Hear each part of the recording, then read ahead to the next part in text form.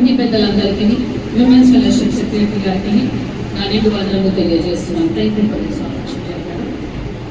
ప్రార్థించుకుందాం. మమ్మల్ని మిక్కిలిగా ప్రేమిస్తున్నటువంటి మా ప్రియ తండ్రి, మా సృష్టికర్త అయ్యింది ప్రభా, ఈరోజు సజీవ లెక్కలో ఉంచి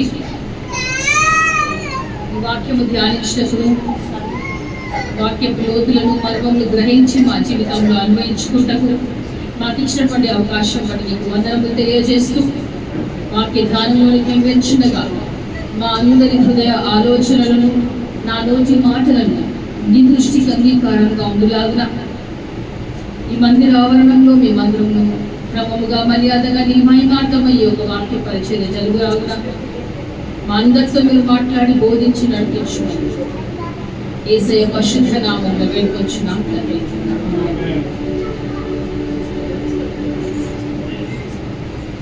కొద్ది సమయము మరి ఎంతో ప్రశస్తమైన సమయంలోకి మనం వచ్చి ఉన్నాం. ఎందుకంటే వాక్యమయుని మన మధ్య నివసిస్తున్నటువంటి ఆ పరిశుద్ధ దేవుని ఆయన మాటలను మనము ధ్యానించడానికి వచ్చి ఉన్నాము. కాబట్టి ఒక 15 నిమిషాలు లేకపోతే ఒక అర్ధగంట కదా మనము దేవుని వాక్యాన్ని ధ్యానించాలని నేను తలస్తున్నాను. కాబట్టి మనందరం కూడా దేవుని తట్టు చూసి, దేవా నాతో ఈరోజు మాట్లాడు దేవా, అందరూ కూడా కృష్ణ కలిగి దేవుని మందిరంలోకి వచ్చినాం. కాబట్టి I request all of us to kindly be seated. మనం ఉన్న స్థలములో కానీ అటు ఇటు వెళ్ళకుండా కొంచెం మనం దేవుని తిట్టు మన ఒక ధ్యానం మలుచుకుందాం. దేవుని సృష్టిలో ఎంతో శ్రేష్టమైన సృష్టి, ఎంతో విలువైనది, ఎంతో సృజనాత్మకమైన సృష్టి ఎంతో తెలుసా మనకి? సృష్టి అంతట్లో చాలా సృజనాత్మకమైనటువంటి సృష్టి స్త్రీ. దేవుడు అన్ని కూడా క్రియేటివ్ గా సృష్టించినాడు, కానీ స్త్రీని ఎంతో అద్భుతంగా సృష్టించినారు. ఎందుకు అంటే ఒక నిమిషము స్త్రీకి ఉన్నటువంటి గుణాలు మనం ఆలోచన చేస్తే ఆమె ఎంతో ప్రేమ గల స్త్రీగా, జ్ఞానం గల స్త్రీగా, గుణవతి గల స్త్రీగా, కష్టించి పనిచేసే కష్టజీవిగా, ఎన్ని శ్రమలు, ఎన్ని కష్టాలు, ఎన్ని వచ్చినా కూడా ధైర్యంగా ఎదుర్కోగలి, ధీరుతో సమాధానం చెప్పే ధీరురాలిగా కూడా మనం స్త్రీని చూస్తున్నాం. అంతేకాకుండా స్త్రీలు వెళ్ళేటువంటి ఎటువంటి ప్రొఫెషన్ కూడా మనకి కనిపించదు. ఎటువంటి వృత్తి అయినా కూడా, ఈవెన్ ఈరోజు పైన ఆకాశంలో ఫ్లైట్ ఎగరేయడానికి ఒక పైలట్లో కానీ, లేకపోతే భూదిగంతములలో షిప్స్ డ్రైవ్ చేసే వాళ్ళు కానీ, షిప్స్లో పనిచేసే నేవీ ఆఫీసర్సే కానీ, ఒక దేశంను సంరక్షించే సైన్యములో అతి ఉన్నతమైన స్థానంలో ఉంచేటువంటి పొజిషన్లో కానీ స్త్రీలు అన్ని రంగాలలో కూడా, అన్ని స్థితిలో కూడా వారి యొక్క స్థానాన్ని వాళ్ళు చాటారు, వారి యొక్క సామర్థ్యాన్ని వాళ్ళు కనపరుచుకుంటున్నారు. ఎంత ప్రపంచమంతా పైకి వెళ్ళి వచ్చినా మళ్ళీ ఇంట్లో ఆ వంట గదిలో రుచికరమైన వంట చేసేటువంటి తలాంత కూడా ఈ యొక్క చేతులలో ఉన్నట్టుగా మనం చూస్తాం. కాబట్టి ఇప్పుడు మనం అంగీకరించవచ్చు కదా, స్త్రీని దేవుడు ఎంత సృజనాత్మకంగా, చాలా తక్కువ చెప్తాను, 2 నిమిషాల సమయం లేదు కాబట్టి. స్త్రీ యొక్క సృష్టి విధానం చూస్తున్నప్పుడు ఎంతో గొప్పది, ఎంతో ఉత్తేజింపజేసినటువంటి బ్యూటిఫుల్ క్రియేషన్. అందుకొరకేనేమో దేవుడు స్త్రీని సృజించి ఇంకా నా సృష్టి సంపూర్ణమైనది అని దేవుడు 7వ దినమున ఆయన విశ్రమించినారు. So women is called as crown of the creation. ఇంత శ్రేష్టమైనటువంటి, ఇంత గొప్ప ఉద్దేశములు కలిగి సృజించబడినటువంటి స్త్రీని చాలాసార్లు ఏమనుకుంటామంటే, ఈ స్త్రీ చేయబట్టే పాపం వచ్చింది, ఈ స్త్రీ చేయబట్టే కష్టాలు వచ్చినాయి, పాపం అనేది స్త్రీ నుంచి మొదలైంది. చాలాసార్లు మనము ఒక నెగటివ్ నోషన్లో స్త్రీని పోర్ట్రే చేస్తున్నాం. కానీ ఈరోజు మనకి ఇవ్వబడినటువంటి అంశం చూసినట్లయితే, ఎవరైనా చెప్పగలుగుతారు అంశం ఏంటో ఈరోజు?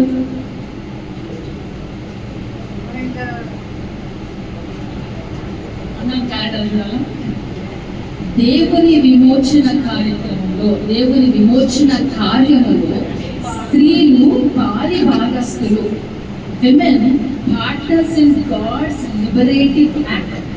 దేవుని యొక్క విమోచన ప్రణాళికలో, విమోచన కార్యములో స్త్రీలు ఒక పారిభాగస్తులు అంటున్నారు. కానీ ప్రపంచంలో చూస్తే స్త్రీ ఆ ఒక విమోచన ఎప్పుడు అవసరం ఉంటుంది? బంధకాలలో ఉన్నప్పుడు విమోచన అవసరం ఉంటుంది. సో ఆ బంధకాలను నెట్టివేసిందే స్త్రీ అని చాలాసార్లు అనుకుంటున్న పరిస్థితుల్లో మనకి ఇవ్వబడినటువంటి అంశము ఆ యొక్క బంధకాల నుంచి విడుదల కార్యక్రమంలో దేవునితో కలిసి పాలిభాగస్తులుగా స్త్రీలు ఉన్నారు. ఇది సామాన్యమైనటువంటి అంశం కాదు, చాలా అర్థవంతమైనది, ఎంతో లోతైనది, ఎంతో సవాలుతో కూడినటువంటి ఈ యొక్క అంశంగా మనం ఆలోచన చేయవచ్చు. ఇంత గొప్ప ప్రాముఖ్యమైనటువంటి అంశంలో కొన్ని అంశాలు మాత్రమే తలంచాలని నేను ఇష్టపడతాను. ఇక్కడ విస్తారమైనటువంటి తలంపులు కలిగినటువంటి ఈ అంశం. మరి దేవుని యొక్క విమోచన కార్యము ఎప్పుడు అవసరం వచ్చింది అని ఆలోచన చేస్తే, ఆది కాండములో ఎప్పుడైతే పాపము లోకంలోనికి ప్రవేశించిందో, ఎప్పుడైతే దేవుని సృష్టిని దేవునితో సంబంధం కలిగి ఉండడానికి, దేవునితో సహవాసం కలిగి ఉండడానికి దేవుడు స్త్రీని పురుషుని సృష్టినంతా కూడా కలుగ చేసినట్టు, ఆయన సృష్టిని కలుగజేసిన విధము ఎంతో ఆశ్చర్యం కలిగిస్తుంది. అంటే దేవునితో సహవాసం కొరకు సృష్టించబడిన సృష్టి పాపము ద్వారా సహవాసం అనేది తెగిపోయిన స్థితి, దేవునితో సమాధానం లేనటువంటి స్థితి. దేవుడు ఆదామ ఎక్కడున్నావంటే ఆయన దేవుడి నుంచి దాచుకున్నటువంటి స్థితి. సో పాపము మనం ఏం చేస్తుందంటే దేవుడి నుంచి మనము దాచుకోవడానికి ట్రై చేస్తాం. మనము దేవుని కనుదృష్టి నుంచి ప్రార్థన చేయము, లేకపోతే చర్చ్కి రాము. ఎందుకంటే ఆ పాపం మనల్ని ప్రిక్ చేస్తూ ఉంటాం. అట్టి సమయంలో దేవుని హృదయం ఎంత నొచ్చుకొని ఉండవచ్చు కదా. అని నేను ఇంత సృజనాత్మకంగా నా స్వరూపమందు సృజించబడిన మానవుడు నా నుంచి దూరం అయిపోతున్నాడని వేదనతో అక్కడ మొదలైంది దేవుని యొక్క విమోచన కార్యం. ఏదైనా తోటలో, లేకపోతే ఆది కాండం 3:16 మొదలైనటువంటి లిబరేషన్ యాక్ట్, లేకపోతే విమోచన కార్యం కొనసాగింపు మనము ఒక బైబిల్ అంతట్లో మనం చూడగలం. అట్టి విమోచన కార్యంలో మొదటిగా శారీరక కాకుండా ఆత్మీయ విమోచన నుంచి మొదలైన అక్కడ ఆది కాండంలో. ఎందుకంటే ఆత్మీయ స్థితిలో దేవుడి నుంచి వాళ్ళు దూరమైనటువంటి స్థితి. తరువాత మనము చూసినట్లయితే చదువుకున్నటువంటి పాత నిబంధన పాఠంలో ఇశ్రాయేల్ ప్రజలు ఐగుప్తు దేశంలో బానిసలుగా ఉన్నటువంటి స్థితి మనం అక్కడ కనిపిస్తుంది. ఇశ్రాయేల్ ప్రజలు దేవుని చేత నడిపించబడి ఆశీర్వదించబడి యాకోబు కుమారులు ముఖ్యంగా యోసేపు ద్వారా వారు వచ్చి అందరూ కూడా గోషెన్ ప్రాంతంలో వాళ్ళు స్థిరపడినట్టుగా మనము ఆది కాండంలో చూస్తున్నాం. నిర్గమకాండం 1వ అధ్యాయానికి వచ్చేసరికి అక్కడ ఇశ్రాయేల్ ప్రజలుగా వారు ఏర్పడి ప్రబలుతూ ఎంతో వృద్ధి చెందుతున్నట్టుగా మనం చూస్తున్నాం.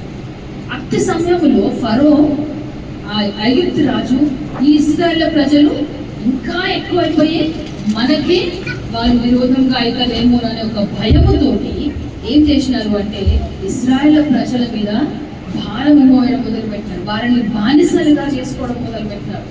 ఎంతగా బానిసలుగా చేసుకోవడం అంటే పీతోను రామసేసిన పట్టణములు కట్టేటప్పుడు ఇటుక కూడా అంతేయకుండా మీరే ఇటుక తయారు చేసుకొని మీరే కట్టండి అన్నారు. ఒకప్పుడు భోజనము లేకుండా కష్టపడుతున్నటువంటి ఐగుప్తు దేశాన్ని కాపాడింది యోసేపు అతని కుమారుడు. కానీ వారినే వాళ్ళు బంధకాలలోకి నెట్టేసినట్టుగా మనం చూస్తాం. సో శారీరక బంధకం మనకు అక్కడ కనిపిస్తుంది. ఆ పరిస్థితి మనం ఆలోచన చేస్తే ఎంతో భయం, ఎటు చూసినా గలిబి, ఎటు చూసినా కష్టం, ఏమవుతుందో తెలియదు. తర్వాత ఏమన్నారు? ఫరో ఒక కఠినమైనటువంటి నిర్ణయం తీసుకున్నాడు. ఏమో నిర్ణయం తీసుకున్నాడు అంటే ఎవరెవరైతే ఎక్కడెక్కడైతే మగ కుమారుడు జన్మిస్తాడో వారిని చంపేసి. చాలా బాధాకరమైన విషయం. మనకి ఫుడ్ లేకున్నా పర్లేదు, ఎక్స్ట్రా కష్టపెట్టినా పర్లేదు, కానీ మన గర్భఫలమును తృణీకరించి తీసివేయమని చెప్పడము ఎంతో ఆయాసకరం. అటువంటి ఆయాసంలో ఉన్నటువంటి పరిస్థితుల్లో మనకు ఒక స్త్రీ అక్కడ మనకి కనిపిస్తుంది. ఒక స్త్రీ కాదు, చాలా మంది స్త్రీలు మనకు అక్కడ కనిపిస్తారు. మనకి ఏమైనటువంటి పాఠ్య భాగంలో చూసినట్లయితే నిర్గమకాండము 1వ అధ్యాయము 15వ వచనం అందరం కూడా చదవగా విని ఉన్నామని నేను విశ్వసిస్తున్నాను. చదవనప్పుడు వినలేని వాళ్ళు దయచేసి మీ గృహాలకు వెళ్ళి మరి ఒకసారి ఒక పాఠ్యభాగాలు చదువుకోవాల్సిందిగా మనవి చేస్తున్నాం. అక్కడ చూసినట్లయితే సిఫ్రా హూయా అనే ఒక ఇద్దరు మంత్రసానుల గురించి అక్కడ రాయబడింది. ఈ ఇద్దరు మంత్రసానులు కూడా ఇంత క్రూయల్గా, ఇంత కఠినంగా ఉన్నటువంటి ఫరో యొక్క ఆజ్ఞను వాళ్ళు మీరినట్టుగా మనం చూస్తున్నాం. వాళ్ళ ఆజ్ఞను పాటించలేదు. అక్కడ వాళ్ళు ఏమంటున్నారు అంటే, అక్కడ వీరు వాళ్ళని చంపేయమన్నట్టు వాళ్ళు ఏమంటున్నారు అంటే, మంత్రసానులు దేవునికి భయపడి ఐగుప్తు రాజు తమకు ఆజ్ఞాపించినట్టు చేయక మగ పిల్లలను బ్రతకనిచ్చేది అంటున్నారు. ఈ యొక్క గంభీరమైనటువంటి బానిసత్వంలో ఉన్నటువంటి ప్రజలు దేవునికి మొరపెట్టినప్పుడు దేవుడు వారి యొక్క మొరను ఆలకించినట్టుగా మనం చూస్తున్నాం. నిజముగా సృష్టికర్త అయినటువంటి దేవుడు ఎంత ప్రేమ గల దేవుడు అంటే, ఆ సృష్టి పాపము చేత ఆయన నుంచి దూరంగా వెళ్ళినప్పటికీ వారు కష్టములో ఉండి ఆయనకు మొరపెట్టినప్పుడు ఆయన ఆలకించి వారి పక్షమున ఒక విరోధి నుంచి విడుదల చేసే ఒక విమోచకుని లేవనెత్తినట్టుగా మనం చూస్తున్నాం. ఎంత ప్రేమగల దేవుడు మనకున్నారు కదా. సో ఆ ప్రేమగల దేవుడు విమోచకుని లేవనెత్తే ప్రక్రియలో స్త్రీ పాత్ర ఎంతో ప్రాముఖ్యంగా ఉన్నట్టుగా మనం గమనించవచ్చు. ఇంత భయంకరమైన బానిసత్వం వచ్చి ఇశ్రాయేలు ప్రజలని మోషే ద్వారా విమోచకుడుగా ఇశ్రాయేలు ప్రజలు వాగ్దాన దేశం దిక్కు వారిని నడిపించినారు. ఆ నడిపింపులో మోషే జీవితంలో కొంతమంది స్త్రీలు ఆయన చుట్టూ కూడా ఎంతో చక్కటి పాత్రను, ఇన్ఫాక్ట్ చాలా శ్రేష్టమైనటువంటి పాత్రను పోషించినట్టుగా మనం చూస్తాం. అందులో ఇక్కడ మనకి షిఫ్రా హూయా అని చెప్పబడి ఉంది. వారు కాకుండానే ఇంకొకరు అక్కడ హెబ్రీ స్త్రీలను మాట చెప్తారు. వాళ్ళ పేర్లు అక్కడ చెప్పబడ్డాయి. హెబ్రీ స్త్రీలు, తర్వాత షిఫ్రా హూయా, ఇంకా మోషే యొక్క తల్లి అయినటువంటి యాకోబెతు, తన యొక్క సహోదరి అయినటువంటి మిరియాము, అంతేకాకుండా ఇంకా తర్వాత ఆయన యొక్క ప్రయాణంలో ఆయన భార్య అయినటువంటి సిప్పోరా. ఈ విధముగా మోషే తల్లి గర్భమందు రూపింపబడక ముందు నుంచి కూడా దేవుని యొక్క విడుదల ప్రణాళికలో స్త్రీ ఒక ప్రాముఖ్యమైన ప్రాంతం పోషించినట్టుగా మనం గమనిస్తాం. మరి ఎట్లా వాళ్ళు ఈ యొక్క విడుదల కార్యంలో పాలి భాగస్తులుగా ఉండగలిగినారు? ఇంత కఠినమైనటువంటి పరిస్థితులు అని చూసినట్లయితే వారికి ఒక అచంచలమైనటువంటి శక్తి చేత వాళ్ళు నింపబడినట్టుగా మనం చూస్తాం. ఏంటి ఆ బలం? అసలు ఎట్లా వాళ్ళు ఐగుప్తు రాజు యొక్క ఆజ్ఞను వాళ్ళు అగేన్స్ట్ గా ఎట్లా వాళ్ళు నిలబడగలిగారు? నిన్న దినం ముందు మనం మెట్రిక్ లో ఒక తలంపు మనం ఆలోచన చేసిన వచ్చిన వాళ్ళకి తెలుసు కదా, విశ్వాసం అనే ఒక బలం. దేవుని యందు వారు ఎంత విశ్వాసం కలిగి ఉన్నారంటే, ఇక్కడ వాక్యంలో చెప్పబడింది, దేవునికి వాళ్ళు భయపడి ఐగుప్తు రాజు యొక్క ఆజ్ఞను కూడా వాళ్ళు మీరినట్టుగా వాళ్ళు మనకు అనిపిస్తుంది. షిఫ్రా హూయానే కాదు, ఇక్కడ హెబ్రీ స్త్రీలు కూడా వాళ్ళు జ్ఞానముతో అక్కడ ప్రవర్తించినట్టుగా మనం చూస్తున్నాం. ఎట్లు స్త్రీలు పాలి భాగస్థలుగా ఉంటారంటే, జ్ఞానం గల స్త్రీలుగా మనం దేవుని యొక్క విమోచన కార్యంలో పాలి భాగస్థలుగా ఉండగలుగుతాం. ఎప్పుడు మనకు ఆ జ్ఞానం కలుగుతుంది? ఎప్పుడైతే దేవునితో సంబంధం కలిగి ఉంటామో, ఎప్పుడైతే దేవునికి భయపడి ఉంటామో, మనల్ని భయపడించే పనులను, చుట్టుపక్కల పరిస్థితులను కూడా అధిగమించగలిగినటువంటి అపారమైన శక్తి చేత దేవుడు మనల్ని నింపుతుంటాడు. ఆ ఒక్క భయమును అధిగమించాలంటే దేవుని విశ్వాసంలో మనము అధికముగా బలపడాలి. అందుకొరకే ఇక్కడ హెబ్రీ స్త్రీల గురించి ఒక మాట అంటారు, వాళ్ళు చురుకైన స్త్రీలు అంటారు. కేవలము దేవుని విశ్వాసం ఉంచడమే కాకుండా దేవుని యందు విశ్వాసం ఉంచడం బట్టి దేవుడు మనల్ని జ్ఞానము గల స్త్రీలుగా, సమయస్ఫూర్తి కలిగినటువంటి స్త్రీలుగా, చురుకైన స్త్రీలుగా దేవుడు మనల్ని ఏర్పరచుకుంటారు. ఈ యొక్క విమోచన కార్యంలో, మరి ముఖ్యంగా నిర్గమకాండ విమోచన కార్యంలో చూసినట్లయితే అక్కడ స్త్రీలు ఈ మూడు గుణములు వారు కలిగి ఉన్నారు. జ్ఞానం గల స్త్రీలు, సమయస్ఫూర్తి కలిగిన స్త్రీలు, చురుకైన స్త్రీలు. They were smart, Swift and strong అంటారు ఇంగ్లీష్ లో. బలమైన స్త్రీలు, వాళ్ళు పరిస్థితి చేత కదల్చబడినటువంటి స్త్రీలు కానీ దేవుని అందు కదల్చినటువంటి విశ్వాసంలో స్థిరుడైనటువంటి స్త్రీలుగా మనకి ఈ యొక్క విమోచన కార్యంలో మనకి కనిపిస్తుంది. వాళ్ళు ఆ విధముగా అచంచలమైనటువంటి విశ్వాసం కలిగి ఉన్నారు కాబట్టి మోషే యొక్క పుట్టుకనేమి, ఆయన యొక్క ఎదుగుదలనేమి, ఆయన మిద్యాను దేశంలోకి వెళ్ళి తిరిగి జిప్పోరాతో వివాహం అని తిరిగి ఐగుప్తుకు వచ్చేంత వరకు కూడా ఆ ఒక ఇశ్రాయేలు ప్రజల్ని బంధకంలోంచి విడుదల నడిపించేంత వరకు కూడా దేవుడు ఆయన యొక్క సంరక్షణలో ఉంచుతూ స్త్రీని గొప్ప సాధనముగా వాడుకుంటున్నట్టుగా మనం చూస్తాం.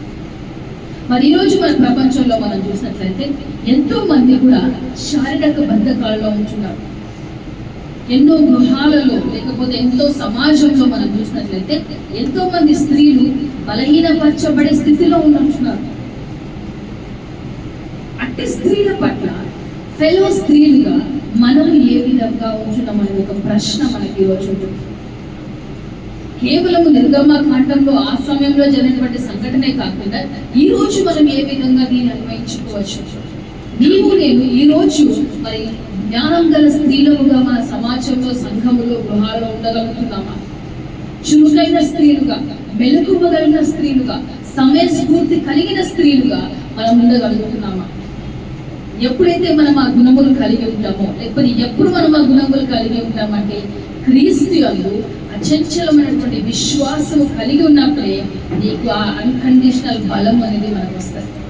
నథింగ్ కెన్ స్టాప్ అస్ అంటాం కదా, వీఆర్ అన్స్టాపబుల్. ఏది కూడా మనం ఆపలేదు ఎప్పుడైతే మనము దేవుడి నుంచి బలం పొందుకుంటాం. ఆ బలము బలహీనమైన మనల్ని బలపరిచేది క్రీస్తు యందు విశ్వాసం మాత్రమే. కేవలం మనము ఆయన నుంచి బలం పొందుకొని ఈ యొక్క చురుకైన పనులు చేయడానికే దేవుడు మనల్ని ఏర్పరచుకున్నారా, లేకపోతే అంత మాత్రమే మన ఉందా చూస్తే మనము పత్రికల పాఠంలో చదివినట్టుగా అక్కడ మనకి పౌలు గారు కనిపిస్తున్నారు. ఆదిమ సంఘము మొదలుకొని సంఘ స్థాపన అంతా కూడా స్త్రీల పాత్ర ఏ విధంగా ఉందో మనకు అక్కడ కనిపిస్తుంది. కేవలము స్త్రీలు ఒక ఏరియాకి మాత్రమే లిమిట్ కాకుండా పౌలు గారు దాదాపు ప్రపంచానంతటికి కూడా సువార్తను అందించినటువంటి గొప్ప సువార్తికుడు.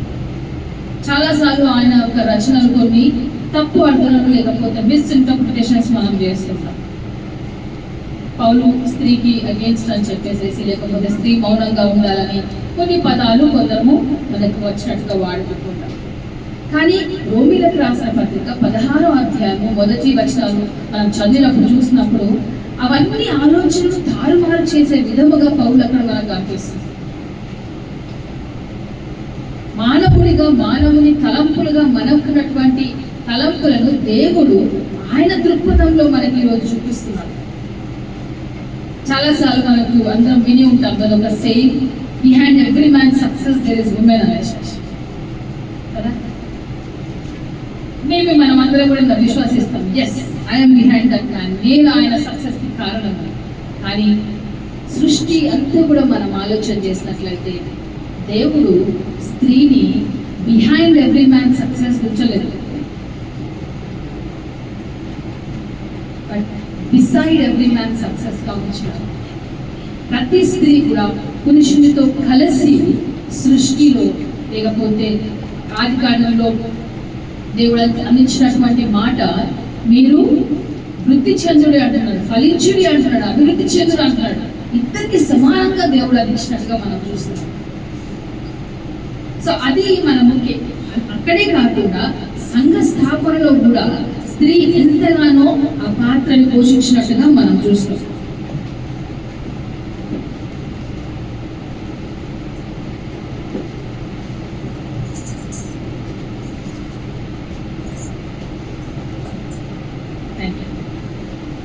ఇక్కడ పౌలు గారు చూసినట్లయితే ఆయన రోమీలకు రాసిన పత్రిక అతి శ్రేష్టమైనది, చాలా లోతైనటువంటి ఆత్మీయ తర్వాత పెట్టాడు.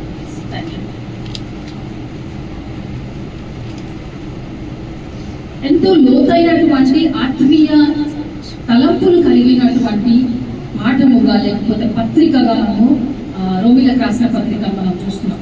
ఎందుకంటే అది పాపం గురించి మాట్లాడుతుంటది, ఏ విధంగా నీతిమంతులుగా దేవుల్లో మనం చేర్చబడతాము అనేది చాలా గొప్ప ఆత్మీయ సత్యాల గురించి ఇక్కడ పౌలు వారు మాట్లాడుతున్నారు. అటువంటి పత్రికల్లో దాదాపు ఒక సగం కంటే ఎక్కువ అధ్యాయము పౌలు గారు కృతజ్ఞతలు చెప్పడానికి పెట్టినట్టుగా మనం చూస్తాం. మనలో ఒకరు అన్నారు, అబ్బాయిలో చాలా కఠినమైనటువంటి పదాలు ఉన్నాయి, మా వల్ల కాదు బైబిల్ రీడ్ చేయడం అని. ఇక్కడ మనమే కాదు, ప్రతి చర్చ్ లో ఈవెన్ నేను పొద్దున చర్చ్ కూడా అక్కడ వాళ్ళకి చాలా కష్టమైన పదం కదా. బట్ స్టిల్ అక్కడ గమనించాల్సింది ఎందుకంటే బైబిల్లో కొందరి పేర్లు కూడా రాయబడినటువంటి స్థితిలో ఉన్నటువంటి బైబిల్ గ్రంథంలో పౌలు గారు కొందరి పేర్లు మెన్షన్ చేస్తున్నారు. పరిశుద్ధాత్మ దేవుడు ఏ విధంగా రాయించినారు, మనకు పేర్లు రాగానే అబ్బాయి వస్తలేదని స్కిప్ చేసేస్తారు. కానీ ఒక ప్రణాళిక చేత, ఒక ఉద్దేశము చేత అది రాయబడినట్టుగా మనం ఆలోచన చేయాలి. ఇంత శ్రేష్టమైనటువంటి రోమియోకు రాసిన పత్రికల్లో ఒక అధ్యాయములో కొన్ని పేర్లు అక్కడ డెడికేట్ చేసినారంటే దాని ప్రాముఖ్యత ఏంటి? ప్రపంచానికి సువార్త అందించినటువంటి పౌలు కూడా, సువార్థికుడిగా ఉన్నటువంటి ఆయన కూడా దాదాపు 28 పేర్లు అక్కడ రోమిలకు రాసిన పత్రిక 16వ అధ్యాయంలో పొందుపరిచినట్టుగా మనం చూస్తాం. ఆ 28 పేర్లలో కనీసం 9+ అంటే ఒక నేమ్ ఫీమేల్ మేల్ డిస్కస్ ఉంది కాబట్టి దాదాపు 10 పేర్లు స్త్రీల పేర్లు మెన్షన్ చేసినట్టుగా మనం చూస్తాం. కేవలము పేరు మెన్షన్ చేసి వీళ్ళకి వందనాలు చెప్పకుండా వాళ్ళు చేసినటువంటి గొప్ప కార్యాలు కూడా అక్కడ ఆయన అప్రిషియేట్ చేస్తున్నాడు. ఆయన వాళ్ళని ఏమంటారు, కమెంట్ చేస్తున్నాడు. వాళ్ళని మీరు చేసిన మంచి పని అని వారిని అభినందిస్తున్నట్టుగా మనం చూస్తాం. వాళ్ళు అందులో లిస్ట్ మనం చూసినట్లయితే, ఇప్పుడు మేము మళ్ళీ చదవడం సాహసించాం కానీ అక్కడ చూసినట్లయితే అందులో కొంతమంది మంచి నాయకులను మనకు కనిపిస్తున్నారు. సంఘాలను స్థాపించినటువంటి మొట్టమొదటి వర్షంలోనే ఉంటుంది కదా, కేంద్రీయలో ఉన్న సంఘ పరిచారకురాలు ఫీబే అని అంటారు. అంటే ఒక డీకన్ గా, ఒక సంఘాన్ని నడిపించే ఒక నాయకురాలుగా మనకు కనిపిస్తుంటారు. ఇంకా అఖిల ప్రిస్కిల్లా వీళ్ళు బోధకులుగా, సువార్థికులుగా, అంతేకాకుండా వాళ్ళ గృహాలలో సంఘాన్ని స్థాపించబడడానికి కొరకు వాళ్ళ గృహాలను సిద్ధపరిచినటువంటి చక్కని ఆతిథ్యం ఇచ్చే స్త్రీలుగా కూడా మనకి కనిపిస్తుంటారు. ఈ రోమిలకు రాసిన పత్రికలో పౌలు అన్ని కేటగిరీలో ఉన్నటువంటి ఉమెన్ ని ఆయన అప్రిషియేట్ చేస్తున్నట్టుగా మనం చూస్తాం. రూఫస్ యొక్క తల్లి అయినటువంటి అని అంటారు. అంటే ఒక తల్లి పాత్రలో కూడా స్త్రీ దేవుని యొక్క విమోచన కార్యంలో పాలి భాగస్తురాలుగా ఉందని మనం జ్ఞాపకం చేయబడుతున్నాం. నువ్వు అనుకోవచ్చు, నేను గొప్ప కార్యం ఏం చేయట్లేదు, నేను లీడర్గా లేదు అనేసి. కానీ ఈ యొక్క రోమిలకు రాసిన పత్రిక ద్వారా మనం ఏమి గ్రహించవచ్చు అంటే, దేవుడు నీది చిన్నదైనా పెద్దదైనా నువ్వు ఎటువంటి స్థితిలో ఉన్నా కూడా దేవుడు ప్రతి ఒక్కరికి కూడా ఒక చక్కటి నైపుణ్యత ఇచ్చినట్టుగా మనం జ్ఞాపకం చేయబడుతున్నాం. నీకు దేవుడు ఏమి నైపుణ్యత ఇచ్చినారో మనం గ్రహించాలి. ఒక నాయకురాలుగానా, ఒక తల్లిగానా, ఒక ప్రార్థించే చెల్లిగానా, లేకపోతే సహకరించే సహకారిగానా, కష్టించే స్త్రీగానా, ఏ స్కిల్, నీ చేతిలో నీకు ఉన్నటువంటి బలము ఏంటి అని మనం ఈరోజు ఆలోచించాలని ప్రభు పేర్కొంటున్నాను. క్రీస్తు యొక్క విమోచన కార్యంలో పాలి భాగస్తులుగా స్త్రీలు ఏ విధంగా ఉండగలుగుతారంటే, ఎప్పుడైతే వారి చేతిలో దేవుడు ఇచ్చినటువంటి నైపుణ్యతను దేవుని కొరకు వాడబడతారో అప్పుడే మనము ఆయన యొక్క విమోచన కార్యంలో పాలి భాగస్తులుగా ఉంటాం. ఎందుకంటే ఈ రోజు కూడా సంఘముగా దేవుని విమోచన కార్యంలో మనము ఆ కార్యము జరుగుతూనే ఉంది.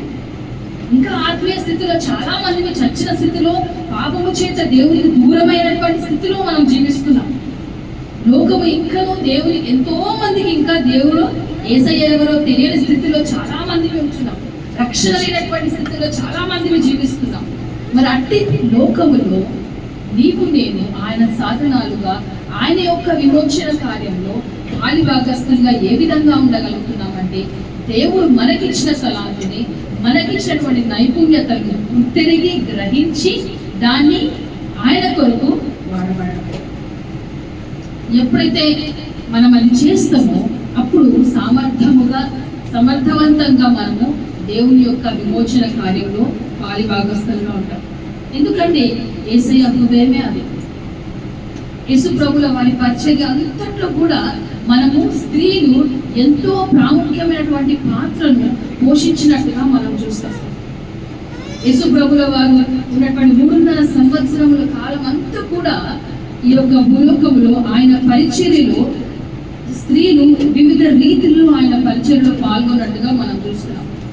మార్కు సువార్తలో చదవబడిన రీతిలో మనం చూసినట్లయితే ఇది కూడా ఇంకొక వెరీ పెయిన్ఫుల్ సిచ్యువేషన్. ఏ విధంగా ఫరో కాలంలో అక్కడ కఠినమైనటువంటి కన్నీరు గారుస్తూ ఎంతో కన్ఫ్యూజన్ స్టేట్ లో ఉన్నటువంటి ప్రపంచంలో మనం చూసినాము. తర్వాత పౌరు ప్రపంచం కూడా సువార్తలో ప్రబలించబడినటువంటి పరిస్థితి. యేసు ప్రభుల వారి ప్రపంచం చూసినట్లయితే అక్కడ కూడా మనకి సిలువ యొక్క సాదృశ్యం మనకి కనిపిస్తుంది. అక్కడ సిలువ యేసు ప్రభుల వారు అక్కడ మాట ఏమంటున్నారంటే, అత్తట యేసు గొప్ప కేక వేసి ప్రాణము విడిచింది. ఆ 15వ అధ్యాయం అంతా కూడా మనం చదివినట్లయితే భయంకరమైనటువంటి సిలువ యొక్క పిక్చర్ మనకి కనిపిస్తుంది. మన పుట్టి గుడ్ ఫ్రైడే చేస్తుంటాం, అదిరము మనం జ్ఞాపకం చేసుకోవాల్సినటువంటి స్థితి. అక్కడ అంతా కన్ఫ్యూజన్ ఉంది. ఎవరు ఎక్కడ మాట్లాడుతారో అర్థం అవ్వట్లేదు, ఎవరు ఏం కేకలు వేస్తున్నారో అర్థం, సిలువ వేయమంటున్నారో లేకపోతే వద్దు అంటున్నారో తెలియట్లేదు. అంత గలిబిలి, చాలా అందరితో కూడినటువంటి ఒక అట్మాస్ఫియర్ లో మనం చూస్తున్నాం. అటువంటి సందర్భాలలో, అటువంటి సమయంలో ముగ్గురు స్త్రీలు యేసు ప్రభుల యొక్క సిలువ దగ్గర దూరంగా నిలబడి చూస్తున్నట్టుగా మనకి వాక్యంలో సెలవించబడ్డారు. ఆ ముగ్గురు స్త్రీలు మరియా, మగ్దలేని మరియా, మరియా అదేవిధంగా సలోమి. ఈ ముగ్గురు స్త్రీల గురించి ఒక నిమిషం ఆలోచన చేస్తే, తల్లి అయిన మరియా యేసు ప్రభుల వారిని గర్భము ధరించే ముందు నుంచి దేవదూత ద్వారా దర్శనము పొంది విమోచకుడు నీ గొప్ప గర్భములో నుంచి రానై ఉన్నాడు అని లూకా సువార్త 2వ అధ్యాయంలో మనకు చెప్పబడింది. రక్షణ కార్యము నీ గర్భము నుంచి మొదలవుతుంది. అందరూ కూడా పాపము చేత ఉన్నటువంటి స్థితిలో దేవుడు విమోచన నీ నుంచి మొదలు పెట్టనై ఉన్నాడని ఒక సత్య సువార్తను అందుకున్నప్పుడు మొదలుకొని సిలువ మీద విమోచకుడిగా సర్వ మానవాళి కొరకు మరణము పొంది తన రక్తమును చిందించి యోహాను సువార్త 3వ అధ్యాయం 16వ వచనం వరకు, ఆదికాండం 3వ అధ్యాయం 16లో మొదలైనటువంటి ఆ ఒక కార్యము యోహాను సువార్త 3:16లో సంపూర్తి అయినట్టుగా మనకు కనిపిస్తుంది. లోకమును ఎంతో ప్రేమించి మానవులందరి కొరకు కూడా యేసు ప్రభుల వారు విమోచకుడిగా అక్కడ శిలువ మీద వేలాడుతున్నటువంటి సమయంలో తల్లి అయిన మరి అక్కడ నిలబడినట్టుగా మనం చూస్తాం. ఒక తల్లి యొక్క హృదయం మనం ఆలోచన చేస్తే ఎంతో వేదన, బాధ అయి ఉండొచ్చు, ఎంతో కఠినమైనటువంటి సమయం అయినా కూడా అక్కడ తల్లి అయిన మరియా ఎంతో ధైర్యం గల స్థితిగా నిలబడుతుంది. ఆమె బలము ఎక్కడి నుంచి వచ్చింది అంటే దేవుడి నుంచి వచ్చింది. నా కుమారుడు దేవుని ప్రణాళిక నెరవేర్పులోనే తన ప్రాణమును అక్కడ అర్పిస్తున్నారు అని ఆ ఒక దృఢమైనటువంటి సంకల్పం కలిగారు.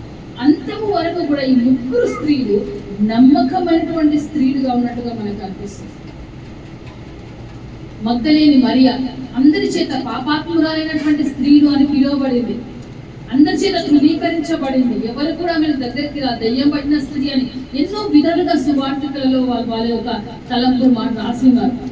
కానీ నన్ను ప్రేమించిన యేసయ్య కొరకు నేను మనుషులున్నా లేకపోయినా అంతము వరకు నేను నమ్మకంగా ఉంటాను. అక్కడ ఒక చక్కటి మాట రాస్తాను మార్కు సువార్తలో.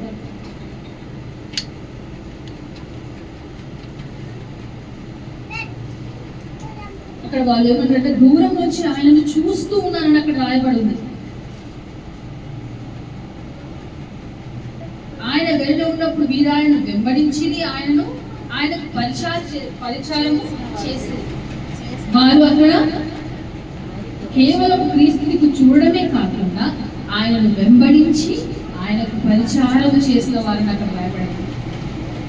సో ఎట్లా స్త్రీలముగా క్రీస్తు యొక్క విమోచన కార్యంలో పాలిభాగస్తులుగా మనం ఉండగలుగుతామంటే క్రీస్తుని వెంబడించడం ద్వారా, క్రీస్తు తట్టే కన్నెత్తి చూసి పరిస్థితులను కాకుండా ఈ రోజు కూడా ఎన్నో గలిబిలికరమైన పరిస్థితులు మనం చూస్తున్నాం.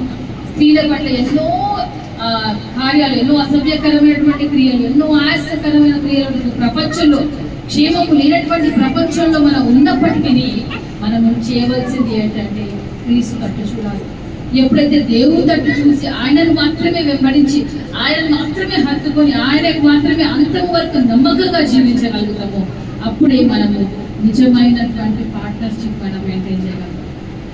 నిజముగా దేవుల్లో పాలిభాగస్తులుగా మనం ఉన్నాము. ఒక వివాహ వ్యవస్థలో ఏ విధంగా మరణమైన జీవమైన అంతవరకు ఎన్నికలు ఉంటాను ఉడంబడిక చేస్తామో ఆ విధంగా దేవునితోని పాలిభాగస్తులుగా మనము ఉండవలనని ఒక ఫ్రెష్ కమిట్మెంట్ మనం చేసుకోవాల్సింది.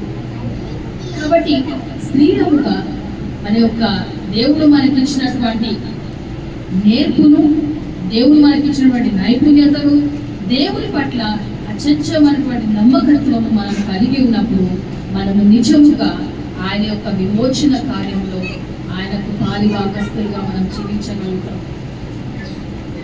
ప్రియమైన వారులారా, కేవలం స్త్రీలకు మాత్రమే ఈ మెసేజ్ కాదు, కానీ పురుషులు కూడా స్త్రీ యొక్క ఆ ఒక నేర్పడతనను మనం గ్రహించగలుగుతారు. యేసు ప్రభుల వారేమి, లేకపోతే పౌలు గారేమి, అంతేకాకుండా పాత నిబంధన పాఠంలో కూడా అందరూ కూడా స్త్రీ యొక్క ప్రాముఖ్యతను లేకపోతే తన పాత్రను గుర్తించడమే కాకుండా వారిని అప్రిషియేట్ చేసినారు. సో ఈ యొక్క ఉమెన్స్ అంటే అప్పుడు కూడా మనము లెట్ us అప్రిషియేట్ స్త్రీ యొక్క ఆ ఒక గుణములను మనము అప్రిషియేట్ చేస్తాం. ఎంతమంది పిల్లలు ఇంటికి వెళ్ళిన తర్వాత మీ తల్లిదండ్రులను అప్రిషియేట్ చేయండి, మీ తల్లిని చేసినటువంటి త్యాగమును అప్రిషియేట్ చేస్తాం. వాళ్ళు ఎంత మీ గురించి ప్రార్థన చేస్తున్నారు, వారి యొక్క కన్నీటి ప్రార్థన కవచముగా దేవుడు మనకి ఇచ్చారు. ప్రార్థించే తల్లులను బట్టి దేవుని వందనాలు చెల్లిస్తాం. అంతేకాకుండా మల్టీ టాస్కెడ్ పర్సన్స్ చాలా మంది ఉన్నారు తల్లులు. ఎన్నో పనులు సవరించుకొని కూడా మనము లాస్ట్ పడతకి వెళ్ళే పర్సన్, లాస్ట్ అందరికన్నా ఫస్ట్ లేసేది మనమే కదా. సో అంత చేసే స్త్రీలను మనము ఒకరోజు మనం ఖచ్చితంగా కేవలం ఒకరోజు అభినందించకుండా ప్రతిరోజు మనం అభినందించడం నేర్చుకున్నాం. అంత మాత్రమే కాకుండా సంఘంలో దేవునికి నైపుణ్యత ఇచ్చినదో అది సంపూర్తిగా వాడబడడానికి ప్రయాసపడాలి. Use your talents for the lord. దేవుని కొరకు నీ యొక్క తలాంతులను వాడబడాలి.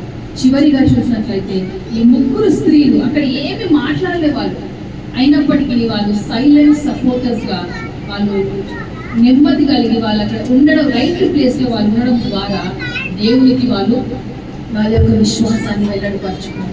కొన్నిసార్లు మన యొక్క బలము మన యొక్క నెమ్మదితనంలో లేకపోతే మాట్లాడే స్థితిలో కూడా మనకి ప్రభావితం. కాబట్టి ఈ యొక్క అంశం ద్వారా దేవుడు మనకి జ్ఞాపకం చేస్తున్నది ఏంటంటే షిఫ్రా భూయా ద్వారా రైట్ టైంలో ఏది చేయాలో జ్ఞానము కలిగి సమయస్ఫూర్తి బుద్ధితో మనం చేయవలసిన వారమే ఉన్నాం.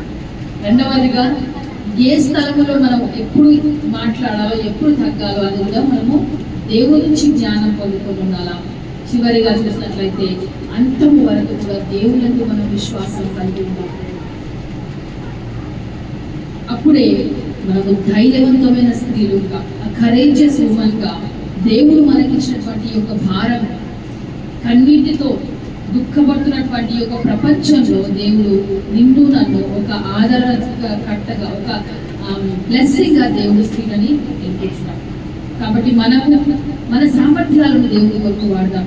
సంఘముగా స్త్రీ యొక్క గొప్ప గుణములను స్మరించుకోవడమే కాకుండా సంఘములోనే కాకుండా సమాజంలో కూడా వారి యొక్క సేవలను మనం సద్వినియోగపరుచుకుంటూ శారీరక బంధకాల్లో ఉన్న వారిని, ఆత్మీయంగా బంధకాల్లో ఉన్న వారిని, మానసికంగా కృంగిపోయినటువంటి స్థితిలో ఉన్న వారిని లేవనెత్తడానికి ఒక ఆదరణ మాటతోటి కొన్నిసార్లు మనం ఏం మాట్లాడకుండా కొందరికి ఒక స్మైల్ ఇస్తే వాళ్ళు ఎంతో లైట్గా ఫీల్ అవుతారు. హృదయం నిండా ఎంతో దుఃఖము భారము ఉన్నా కూడా ఎట్లనమ్మా బాగున్నావా అంటే అన్నీ కూడా మర్చిపోతారు. దేవుడు నీ నుంచి నా నుంచి కోరుకునేవాడు ఆ ఒక హీలింగ్, ఆ ఒక స్వస్థత అనేది, మానసిక స్వస్థత అనేది మనము మన యొక్క ప్రెజెన్స్ ద్వారా, మన యొక్క మాటల ద్వారా, మన యొక్క ప్రవర్తన ద్వారా మనం ఎంతో స్వస్థతని ఈ దుఃఖపడుతున్న లోకానికి మనం తీసుకురాగలుగుతాం. మనకు కూడా చాలా కష్టాలు ఉండొచ్చు, కానీ మన ప్రతి కన్నీటి తుడిచే దేవుడు ఆయన మన సృష్టికర్తగా ఉండి సృజనాత్మకంగా మనల్ని సృజించి ఆయనకు సాధనాలుగా ఈ లోకంలో మనల్ని మెచ్చున్నారు. కాబట్టి ఈ యొక్క స్త్రీల కూడిక విమెన్ సండే రోజు మరి ఈ యొక్క అంశాన్ని మనం ధ్యానం చేస్తున్నప్పుడు మనల్ని మనం పరీక్షించుకున్నప్పుడు నిజంగా నేను దేవుని యందు అటువంటి అచంచలమైనటువంటి విశ్వాసాన్ని కలిగి ఉన్నానా, లేదా నా ఒక శక్తి చేత, నా ఒక తలంపుల చేత, నా ఒక వేరే విషయాలను బట్టి నేను బలం పొందుకుంటున్నాను.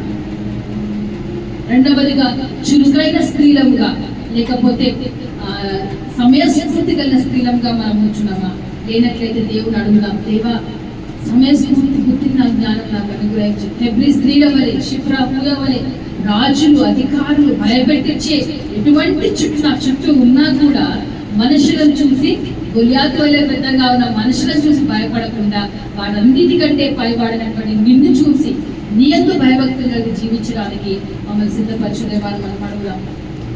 అంత మాత్రమే కాకుండా యేసయ్యకు ఉన్నటువంటి ఆ మనస్సు స్త్రీల పట్ల పురుషులు కూడా స్త్రీలను ఎంకరేజ్ చేస్తూ, వారికి ఉన్నటువంటి నివాసమైన స్థానం వారికి ఇస్తూ, వారిని గౌరవిస్తూ, దేవుని స్వారూప్యమును సృజించబడిన వారుగా, వారి తోటి సహకారిగా దేవుడు సృజించినారు కాబట్టి అది గుర్తెరిగి వారిని గౌరవిస్తూ దేవుని యొక్క అద్భుతమైన సృష్టిగా స్త్రీకి విలువనివ్వవలసిందిగా మనం జ్ఞాపకం చేసుకోవాలి.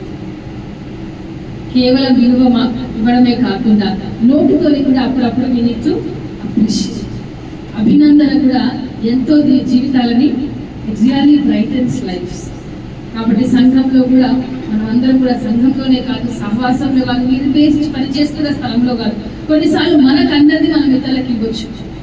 ఇచ్చినప్పుడు ఆటోమేటిక్గా ఒక పర్ఫ్యూమ్ లాగా ఖచ్చితంగా మనం ఇతరులకు వేసినప్పుడు కొంచెమన్నా మనకు వస్తుంది కదా. సో మనం అనుకోవచ్చు మమ్మల్ని ఎవరు గుర్తిస్తారులే, మాకు ఇలాంటి ఏం ఉండదు. Let us start giving to others. ఈ రోజు ఈ ఉమెన్స్ అంటే మనం ఇతరులకు ఇవ్వడానికి స్టార్ట్ చేస్తాం, ఇతరులకు మనం ఆశ్రయించడానికి స్టార్ట్ చేస్తాం. ఏదైతే మనకి కావాలనుకుంటే మనం ఇతరులకు ఆశ్రయించినప్పుడు గొప్ప హీలింగ్ అనేది మన జీవితంలోనే కాదు, మనకున్నటువంటి ప్రపంచం అంతా కూడా సృష్టి ఆరంభంలో దేవుడు ఎంత అందమైన సృష్టిని సృజించి మానవుని, పురుషుని, స్త్రీని ఇచ్చినారో అటువంటి అందమైన సృష్టిలోకి మనం తీసుకెళ్ళగలుగుతాం. అది నీ చేతిలో, నా చేతిలో ఉంది. ఎందుకంటే దేవుడు స్త్రీని ఆయన విమోచన కార్యంలో భాగస్థులుగా దేవుడు ఈరోజు పిలుస్తున్నాడు. మరి దేవుడు సృష్టించినటువంటి అందమైనటువంటి సృష్టికి తిరిగి ప్రపంచాన్ని, తిరిగి మన యొక్క సమాజాన్ని తీసుకువెళ్ళడానికి నేను సాధనంగా వాడబడడానికి సిద్ధంగా ఉన్నామా? సంఘముగా తిరిగి మనము ఆ ఒక అట్టి ప్రపంచాన్ని సృష్టించడానికి సంతోషముతో, దేవునితో ఎల్లవేళల సహవాసముతో, ఆ ఒక ఏదైనా తోటలో ఆ చల్లని గుండెలు నడచడానికి, అటువంటి సహవాసంలో తిరిగి మనంతరం ఉండడానికి ఒక సంఘముగా మనము ఒక నిర్ణయం తీసుకోగలుగుతున్నామా?